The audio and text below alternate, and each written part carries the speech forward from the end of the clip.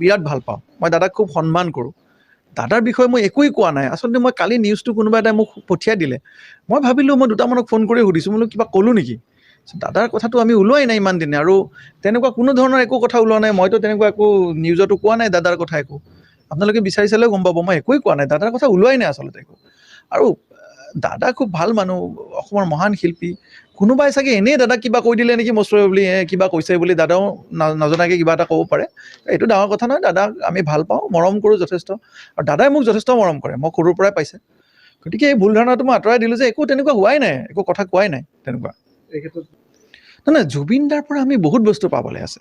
আমি তেখেতে ক'ম যে তেখেতে যিটো অসমৰ সংস্কৃতি আৰু কলা সংস্কৃতিৰ অৱদান আগবঢ়াইছে, সেই অৱদানটো অসমত অদ্বিতীয়।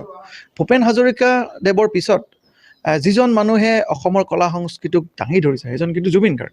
আৰু জুবিন গাৰ্গৰ প্ৰতি অসমৰ যিটো মানুহৰ মৰম, আৰু মই যিহেতু গান গাওঁ, দাদাই মোক সৰুৰ পৰাই পাইছে, মোক যথেষ্ট মৰম কৰে, দাদাৰ লগত প্ৰায় কথা হৈ থাকে। গতিকে দাদাক আমি ঢুকিও নাপাওঁ আচলতে, দাদাক আমি ইমান মৰম কৰোঁ, ইমান ভাল পাওঁ, আৰু হৃদয়ৰ পৰা ভাল পাওঁ আচলতে, বিৰাট ভাল পাওঁ। মই দাদাক খুব সন্মান কৰোঁ। দাদাৰ বিষয়ে মই একোৱেই কোৱা নাই। আচলতে মই কালি নিউজটো কোনোবা এটাই মোক পঠিয়াই দিলে, মই ভাবিলোঁ মই দুটামানক ফোন কৰি সুধিছোঁ, বোলো কিবা ক'লোঁ নেকি। দাদাৰ কথাটো আমি ওলোৱাই নাই ইমান দিনে, আৰু তেনেকুৱা কোনো ধৰণৰ একো কথা ওলোৱা নাই। মইতো তেনেকুৱা একো নিউজতো কোৱা নাই দাদাৰ কথা একো।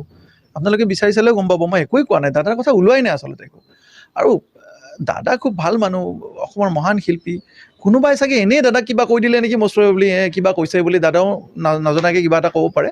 এইটো ডাঙৰ কথা নহয়, দাদাক আমি ভাল পাওঁ, মৰম কৰোঁ যথেষ্ট, আৰু দাদাই মোক যথেষ্ট মৰম কৰে, মই সৰুৰ পৰাই পাইছে। গতিকে এই ভুল ধাৰণাটো মই আঁতৰাই দিলোঁ যে একো তেনেকুৱা হোৱাই নাই, একো কথা কোৱাই নাই তেনেকুৱা। এই ক্ষেত্ৰত নহয়, জুবিন দাৰ পৰা আমি বহুত বস্তু পাবলৈ আছে। আমি তেখেতে ক'ম যে তেখেতে যিটো অসমৰ সংস্কৃতি আৰু কলা সংস্কৃতিৰ অৱদান আগবঢ়াইছে, সেই অৱদানটো অসমত অদ্বিতীয়। ভূপেন হাজৰিকাদেৱৰ পিছত যিজন মানুহে অসমৰ কলা সংস্কৃতিক দাঙি ধৰিছে, সেইজন কিন্তু জুবিন গাৰ্গ। আৰু জুবিন গাৰ্গৰ প্ৰতি অসমৰ যিটো মানুহৰ মৰম, আৰু মই যিহেতু গান গাওঁ, দাদাই মোক সৰুৰ পৰাই পাইছে, মোক যথেষ্ট মৰম কৰে, দাদাৰ লগত প্ৰায় কথা হৈ থাকে। গতিকে দাদাক আমি ঢুকিও নাপাওঁ আচলতে, দাদাক আমি ইমান মৰম কৰোঁ, ইমান ভাল পাওঁ, আৰু হৃদয়ৰ পৰা ভাল পাওঁ।